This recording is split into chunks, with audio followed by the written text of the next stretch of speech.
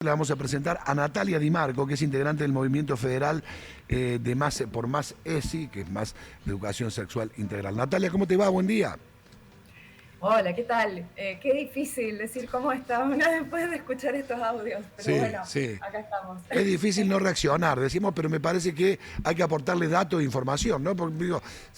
mi ley se monta en verdades a medias, en fake news, en interpretaciones muy forzadas, y en base a eso plantea una nueva agenda con otros líderes del mundo que también están planteando lo mismo.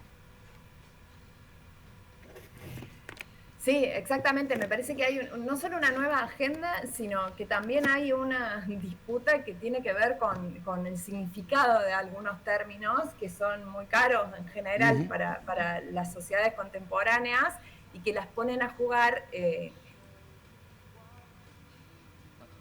con eso, recuperándolas desde un lugar totalmente, digamos, antidemocrático, casi yo diría, humanidad, ¿no? Me parece que hay algo ahí difícil porque se sostienen sobre un sentido común, construyen sentido común, y desde ese lugar justifican en nombre de determinados conceptos, determinadas ideas que han sido históricamente banderas de los movimientos emancipatorios, de los movimientos por la libertad, por la igualdad. Bueno, desde ahí eso, están atacando un montón de procesos, de logros que se habían alcanzado no solo en Argentina con la lucha de los movimientos sociales, sino en distintos lugares del mundo, ¿no? Entonces, me parece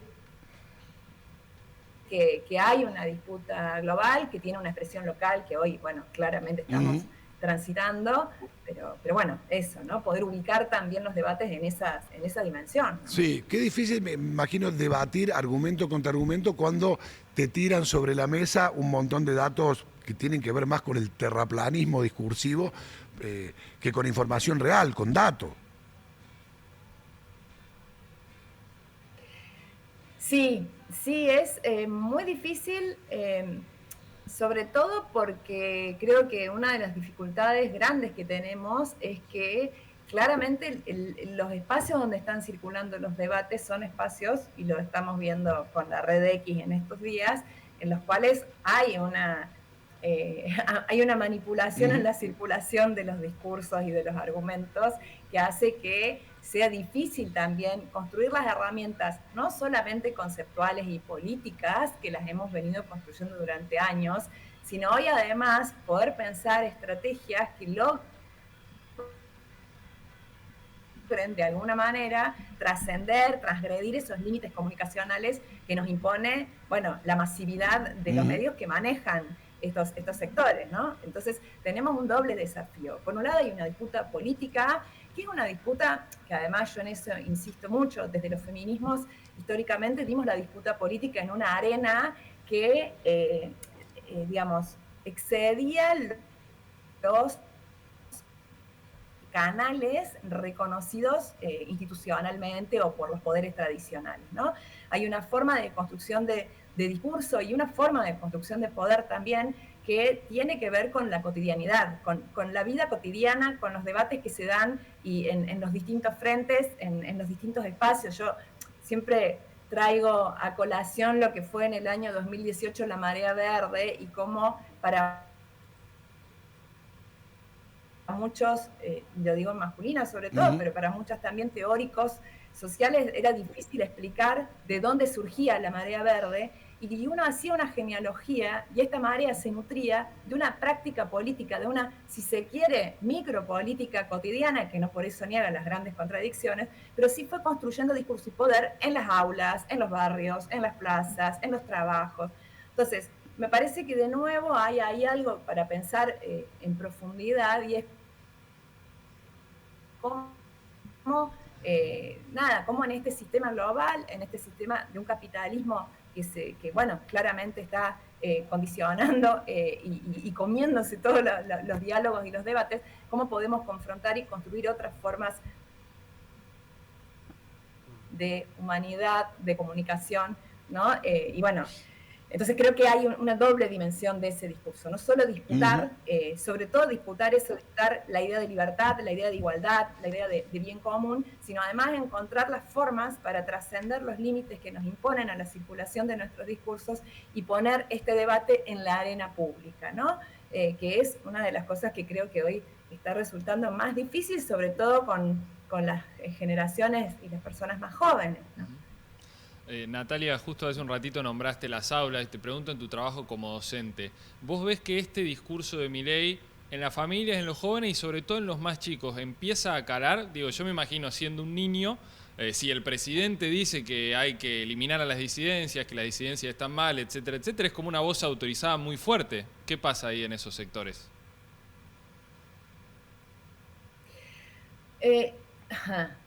Yo creo que hay,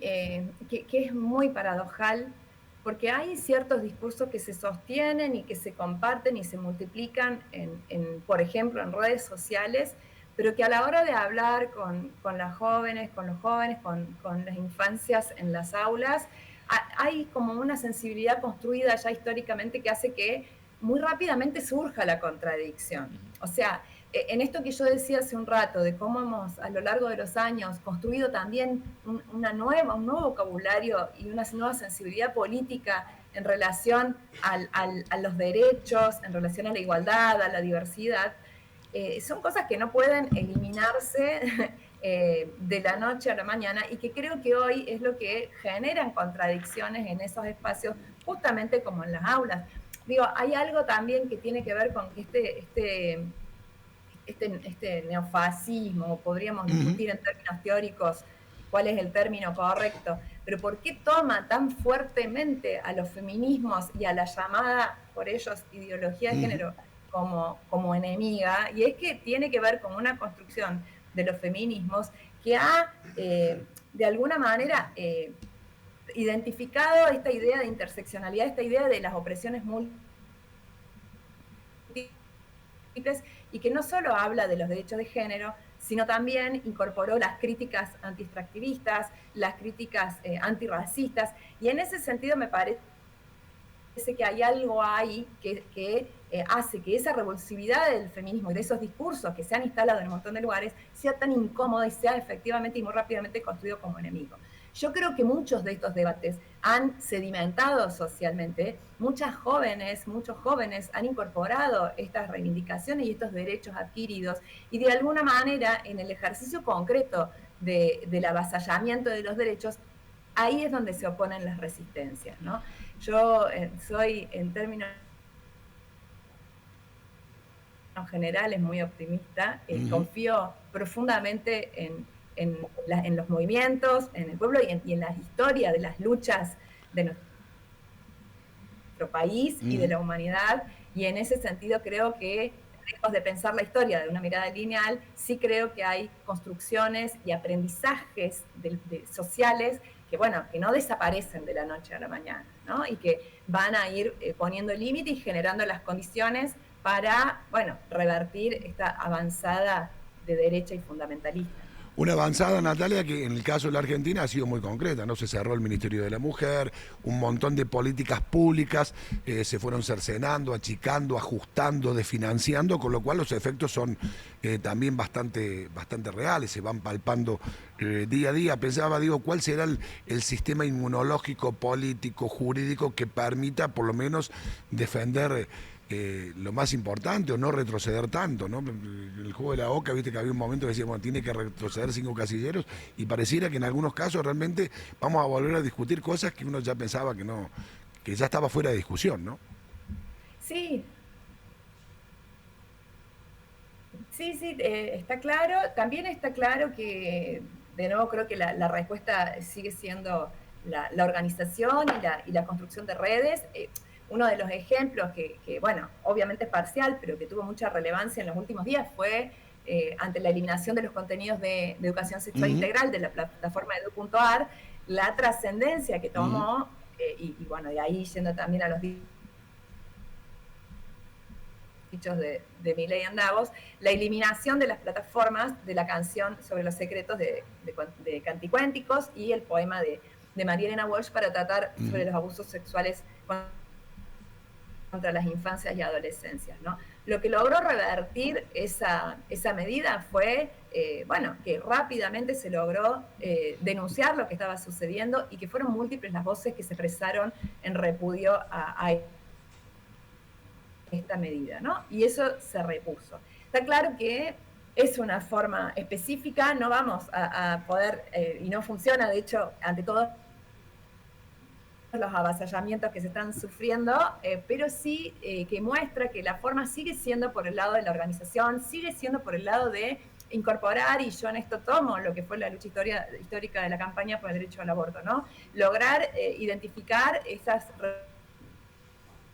reivindicaciones comunes. En el caso del movimiento federal por Macesi, por ejemplo, es la defensa irrenunciable de la educación sexual integral, y a partir de ahí lograr aunar el esfuerzo de enormes y amplios sectores políticos que no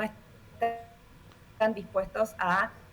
ceder en estos derechos conquistados, alcanzados con muchos años de esfuerzo, ¿no? Entonces, me parece que bueno, también vamos a tener que recuperar las redes de sostenimiento, lo que llamamos desde los feminismos de la Vía Ayala, esas redes de sostenimiento que son las redes de la vida, que sostienen la vida cotidiana, que la han sostenido durante siglos y que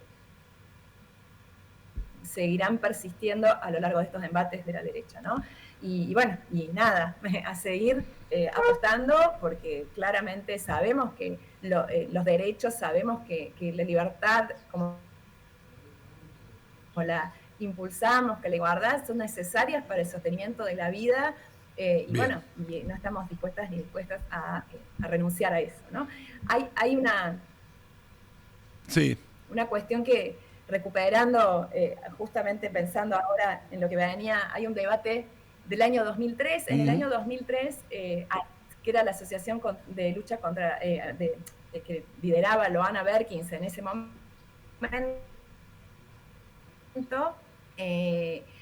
lleva un pedido de reconocimiento de su organización como persona jurídica y la rechazan porque argumentan que no es una organización que busque el bien común, sino solamente el bien de un sector de la sociedad. Y se da un debate muy interesante en ese momento sobre cuál es el concepto de bien común y cómo en realidad la conclusión, y finalmente llega a la Corte Suprema y efectivamente se le da la personería, la conclusión es que en realidad la idea de bien común no puede ser una idea en términos, digamos, generales, sino que tiene que ver con pensar que el bienestar y la libertad y la igualdad de todos esos llamados sectores, o en realidad de todas esas diversidades, alimentan a la idea de bien común, alimentan y aportan a la idea de una vida y una